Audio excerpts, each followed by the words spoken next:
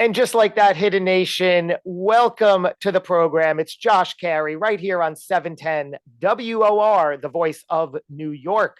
And you know what? Anytime you wish, day or night, on that free iHeartRadio app, you want to hear this show and other shows in our catalog, you want to hear shows just like it, or whatever is striking your fancy in that moment, it's the free iHeartRadio app is your window to that. So download it, make it happen.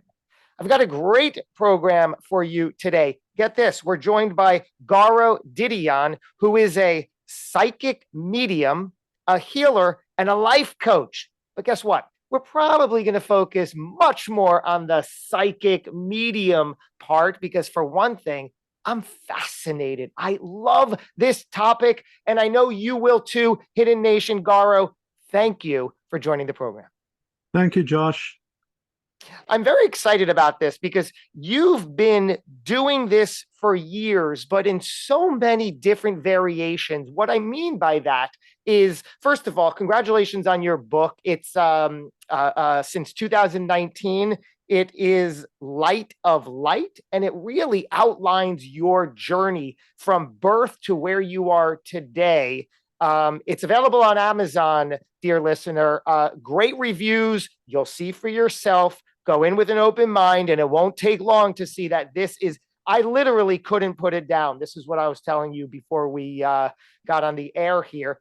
But one of the words that you take with pride, and I say that because I'm ignorant by every sense of the definition, just a lack of knowledge, the word exorcism and an exorcist. That's you, right? And you have experience with that. First, please set the tone. What does that word really mean, and what is it? Well, exorcism in the most basic form is the removal of negative energies, entities, curses, hexes, anything that is negative and unwelcome from the person. Let's call them the patient or the sufferer. And I never really saw myself as an exorcist. I was thrown to the deep end, and I came face to face with someone who was suffering with something like that, from a case of what we term as an attachment. Attachment is like the halfway point between a full exorcism, a full possession, or just the start of it. So she had an attachment, and I did not know that this was the case. I started my healing process with her because physically she was unwell. And during that process, that's when I picked up there was something wrong with her, and it affected me. And of course, it scared me a lot. But I had to continue because once you start, you can't just leave someone and move on. And I had to continue with the process of healing, stroke exorcism, and I had to be brave. I had to be strong. And later, when I thought about it in hindsight, I thought, well, if I manage that, maybe I can manage to do others as well to help them. And it's been my mission ever since. And you've been doing this, practicing this inside the church, at least to start, right? You were doing it strictly on a volunteer basis. Absolutely. I wouldn't take any money for it. It was pure donations that were handed out to the church. I never benefited. In fact, it cost me money to go and attend and pay for lunches and so forth. So it wasn't done for any commercial success whatsoever. However, the end result was great. Eventually the word spread, and I had people flocking to the church and waiting all the way outside. There was always a queue of people with different ailments, different problems, who wanted to see me. And I loved the actual service itself. It made me feel totally fulfilled that I'm actually doing something very positive and helping those people who would come in, and you could physically see them, Josh, with problems, and they transform right before our eyes. It was quite an experience. So what's fascinating is, I'm not telling you anything, that there's a certain stigma that some people feel about this industry, right? And the fact that you were not benefiting commercially really speaks volumes. But what what were you actually doing? How close can you get me to understand what was happening when you were doing that process? Uh, my reward in the process was the fact that I'm in the privilege and honor to be in service of God because I am a Christian. I believe in God and Christ. That gave me the satisfaction. The process itself, I open up with a prayer, and I have my grandfather's Bible. He was a Christian, and he believed in Christ. And I have his Bible with me. I always kept some holy water with me, holy oil with me, and I do the sign of the cross on the patients with the holy water, sprinkle some on them, and then I'd put the Bible on their head and I'd say a prayer. Now, the thing is, it wasn't cinematic or dramatic. It was genuine because I prayed for them, believe it or not, from my heart. Even though they are strangers, I prayed from my heart. And I put the Bible with conviction that we are going to win through this. There's no turning back. There's no doubt in my head that I am going to emerge the winner. Not because of me personally, but because I'm fulfilling the message of Christ here. And there would be different reactions. Some people would react and feel sick. Some people would become aggressive. I was attacked by a female once, and the strength on her, it took 3 people to really stop her in her tracks because she was overwhelming. The screams that she was letting out were horrific, and her voice actually changed from that of a female to a male. So it was quite an experience. Yeah. So we used to get all of these things. Yeah. So this was because you were extracting the dark energy? Well, perhaps a bit of both, perhaps provoking, extracting, perhaps trying to get it out, and it didn't want to leave. And there is also the confrontation from the dark side where they know what you're doing and they don't want to leave without a battle. So I said that I've read a good portion of your book, which is a page turner, right? It documents your upbringing, your life when you were as young as 8 years old, and you first started seeing spirits and trying to make sense of this. But at the same time, my goodness, you went to boarding school and other boarding schools. You did not have the easiest childhood. Now, we can all, myself included, I relate to it because I had my own version, right, of isolation, of bullying, of tormenting. And perhaps most important that I've always felt, and it seems like I got the same impression from you, was as a child, as a young adult, trying to navigate all this, not understanding why in the world is it happening? Why am I being targeted like this? Am I reading that right? Absolutely. This was a major torment for me to grow up with because I always used to wonder, why am I being singled out here? Why? What have I done wrong? And there would be a lot of resentment and hatred from people towards me that I couldn't make sense of. Eventually, as I grew, I started to understand, and I started to feel perhaps me being me, I'm probably I'm giving out an energy that's provoking them, that's irritating them, and maybe that's the cause. Because I couldn't think, until now, I can't think of a reason as to why they hated me so much, why they picked on me so much. And unfortunately, a lot of them suffered themselves later in life. I've heard many of them have had divorces, broken homes, so forth, unhappy lives, basically. And I don't want to wish that on any of them, despite the fact. Still, it's sad that people would go to these extraordinary levels of provocation and bullying others. I don't know what satisfaction they got from it. So what have we learned? Because I'm still trying to make sense of that part of my life, trying to quote unquote come to terms with it. So what have you learned? Why were they responding? Well, What was your role in it? the one thing, Josh, that I drew a parallel with is my service as an exorcist, as a healer.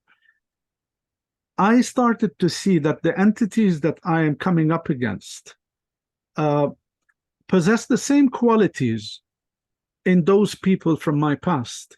These entities provoke, bully, and attack me. Mm. So perhaps that was my molding to prepare me for the years to come and my service. Because if you're not prepared to do the work, if you're not prepared to be in service, and if you're not prepared inwardly, then you will fail as an exorcist. And you will do more damage to the patient, and you will do more damage to yourself as well. So perhaps I think maybe there is that thing in the past that played a positive thing here, in that I grew to become more acquainted with my fear, with my weakness, so I was better prepared.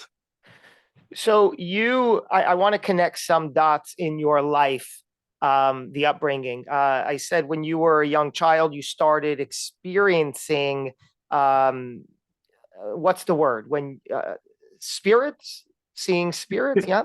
Communications, yeah. Yeah. You started seeing that. And then around the same time, which this is fascinating. I'd love to hear your take on this. You spent more than enough time in a hospital with your eyes bandaged shut for weeks That's true, yes. due to multiple operations. Your eyes were bandaged shut 24/7 for weeks. Yeah. Yeah, yeah, correct. I was blind for weeks, and I had to basically rely on my senses.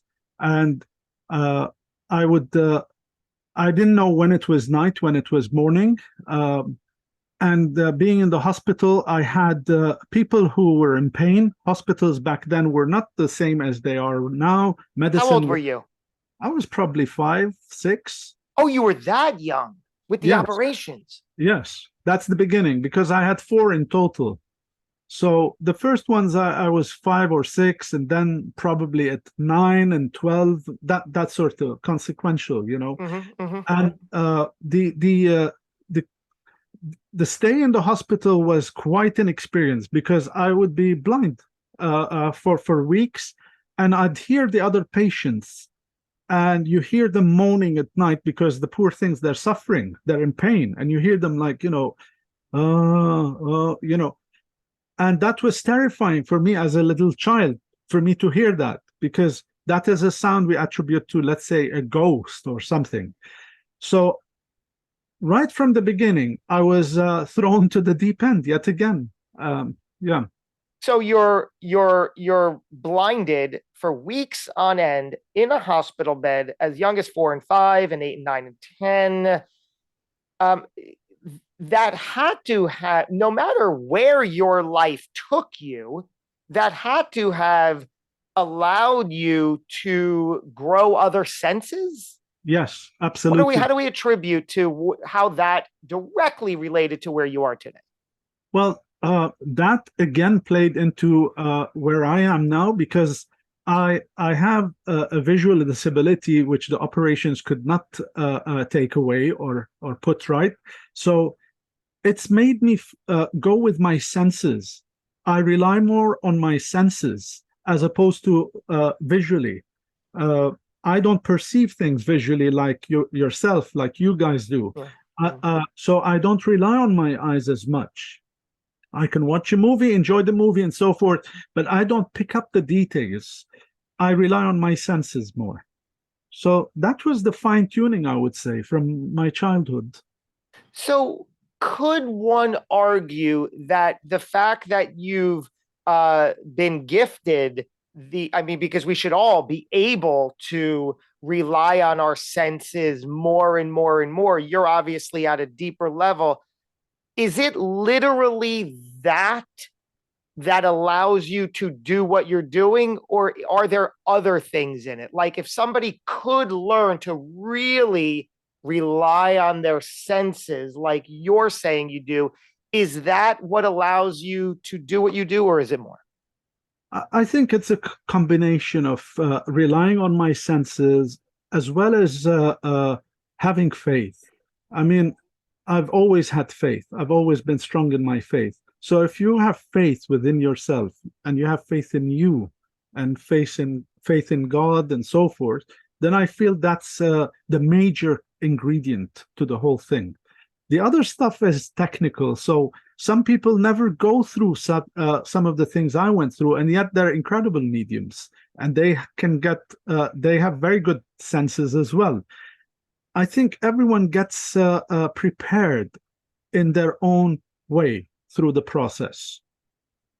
So you spent your young life knowing what you're almost what you're capable of, what you're experiencing, what you're seeing. Certainly those around you mocked, laughed, ridiculed, which I'm sure you still get today, right? Not everybody embraces this Sure. concept. Yes. So then you were always involved in the church, you did the readings, and only until recently you made this a commercial endeavor. Tell me about that switch. About a year ago, I decided for financial reasons that I need to do something to supplement my income. Uh, so I was advised by people who I've consulted with in the church who have come to see me. They said, "Look, you told us things that were quite incredible. So we have received readings from you. They were very valid. You've contacted my dead mother, my dead dad, or whatever. So why don't you turn this into a commercial enterprise here?" And I thought it was a long struggle for me, Josh, because I don't want to tarnish it with money. But then I had to really pray and ask for an answer. And I received my answer is that don't be greedy, keep it down to earth, get a modest sum, give them more than you can give, more than they deserve, give them a lot. So I started doing it for the past year or so. And I give my heart and soul to every single person who I meet. And it turned out to be quite good for them and for me as well. So you do these online. I do these online. The psychic mediumship readings are online via Zoom, WhatsApp, or Facebook Messenger, and we connect. It can be anywhere in the world as long as they have an internet connection. And I do have people from all over the world. Is it always about those who have passed on revealing themselves and coming through? Is that it? It depends on the what is in store for the person who's receiving the reading for to the client. I mean, if the client is supposed to be to receive a link from, let's say, their late husband, their late wife, their parents, these people will probably come through for them. It depends on where they are, what they're supposed to be receiving, and that's what they will be receiving. When I'm doing other sort of work, for instance, if I'm doing, I recently worked with a client and solved a murder case. Very sadly, her brother was murdered. And I saw the whole thing in my head and I relayed the message to her and she acknowledged it. He was murdered in Mexico, and very sadly, the police closed the file. They didn't want to go there for reasons that they know. And I gave her exactly what happened and why he was murdered.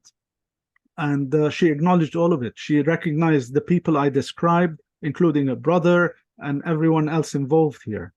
So you solved the case? Well, I solved it to her. Yes, I confirmed it to That's what her. I mean. Yeah. Yeah, yeah. Well, give me another example of something powerful you've achieved. Oh, well, uh, one of the, I'm not going to go to the darker ones, but I'm going to go to a lighter one. I was giving a reading to a lovely lady called Allison. And Allison and I, we connected. She booked me for an online reading. Now I'm going to use just different names here to Sure. protect people's identities. So anyway, we started the reading, and the first thing that I saw, Josh, is I saw this youngish girl, say around 16, and she had light, not light, but darkish blonde hair, like brown, dark, and beautiful bluish eyes. And I could see her in my mind's eye that she's positioned a few meters away from me. And she was looking at me like with intrigue. And I said, Alison, there's a young girl with this description here. Alison couldn't place her. The girl wouldn't go away. So I went back to her and I said, listen, the girl is not going away. She is connected with you. And she would, again, she wouldn't recognize it. So in the end, the girl started communicating. She showed me a branch, a tree branch, and she showed me the tree branch breaking. And so I relayed this to Alison, and I said, Alison, I can see a tree branch, and it breaks. She literally fell off her seat, and she goes, "Oh my God! Oh my God! Oh my God!" I said, "What's wrong?" She said, "I'm a head scout. Well, sorry, I'm a scout leader, and a few years ago, there one of my scout girls, we were out scouting or whatever you call it, and she said she got into a hammock and she was resting and she was sleeping in a hammock, and for some reason the branch broke and the poor girl fell and she hit her head on some rock and she passed away in consequence. So she said, she's not linked to me, but I know this girl. In fact, her parents live near me. So she informed the parents that their daughter had actually come through for her. Mm. And the parents both booked me for a session, and she came for them as well and made a link. The father is a numbers man. He's from the financial world, so his world is logic. 2 + 2 Hmm. = 4. And the mom, they're both very, very lovely people. And the mom was very open to receive whatever I could give. And the evidence that came through was fantastic, private to them. The father ended up writing me a beautiful note as feedback. And he said, there's no way on earth you could have known anything that you shared with us today. So this was an interesting case because this girl, she connected indirectly with a third Yeah. party to connect with her parents. So, the person listening, who would best benefit from working with you? What does that person want? What do they need? What are they looking for? It's the purpose of the reading. The bottom line here is that it will give them great benefit in healing. We can all benefit from getting a connection from the other side. There's always some sort of unfinished business because nobody knows for sure 100% that everything would have been addressed, everything would have been dealt with prior to somebody's passing. There's always room to say, I love you, I miss you. There's always room for healing. So for people who have been grieving because they lost loved ones as a result of an accident or murder or a tragic circumstance or whatever, or disease, there's always that desire within them to reconnect, to become more assured within themselves that their loved ones are okay on the other side. So everyone benefits from it. Even the ones on the other side, they also benefit from the connection. Wow. I'm sure that this is one of the biggest last questions for a guest that I've asked, but what is the other side like? I don't know, Josh. You don't. I don't. I don't profess to know. It's something that we know that appears to be nice, lighter than where we are, but I can't tell you that I don't know what it is. There are people who will sit here and give you descriptions. They'll tell you things. They'll say, I read about it here or there and so forth. I'm not from one of those people. I can't say what it's like. except when I see the connections I'm making, the people who come through, first they share some of the difficulties during their passing or the result that ended up in their passing. But once that's through, they show me their true selves, how they are there. It's always with a big smile. There's always a beautiful warmth. It touches my heart, and the clients, we feel that there's something beautiful there. But technical, I have no idea. So you don't fear death? Oh, no, of course not. Have you ever? Died? No, feared it. Oh, yes, of course. I mean, Yeah. I don't fear it, but of course, if you were to say that death is knocking on my door and in 5 minutes I'm going to go, then it's instinctively human to feel like, oh my God, what's going to happen? But but I don't live with that fear day to day anymore. I don't worry about it because I've made thousands of connections and I know that there is something.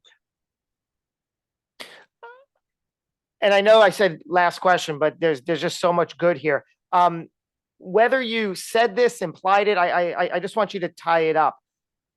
Reading your upbringing, how did you overcome that and get to a better place? What did you put into place to do that? I owe my healing to a fantastic lady friend and therapist. She is also very psychic herself. In fact, she's a very advanced being and soul, psychotherapist, and she helped me through. She worked with me for about 10 years. She took me from a dark place where I was because as a result of all the stuff I went through, Josh, I lost my way. I was in a very bad place. Yeah. Psychologically, mentally, I was addicted to gambling, drinking, drugs, you name it. I was there. So she picked me up and put me right and brought me back to my senses. And then she realized that I am a healer at heart and that I am, hoping to do some positive work. And when the exorcism gift emerged, she works further with me. So it took a total 10 years to be prepared to be able to deal with people, to work with people. Wow. Yeah. Garo Dedeyan, psychic medium, healer, and life coach. There you go. What can I say? Where can people immediately go to get more information and to book you for those online readings? They're welcome to my website. I've got a shortened URL that will take them straight to the website, which is ukxo.com. Follow the link and that'll take you straight to my website. And I appreciate being interviewed here, Josh. Thank you very, very much for this interview. My absolute pleasure. Thank you, Garo, for opening up like you have. ukxo.com is the place. Also, head on over to Amazon to download and read Light of Light. It's available in physical form and also on Kindle, if that's your thing. That happens to be my thing. It's a no-brainer. Check it out. It is a page turner. Garo, thank you so much. Dear listener, Hidden Nation, there you go. I hope it was time well spent. Boy, did the time just fly by. We're going to do it again before too long. Thanks for tuning in. For now, take care and be well.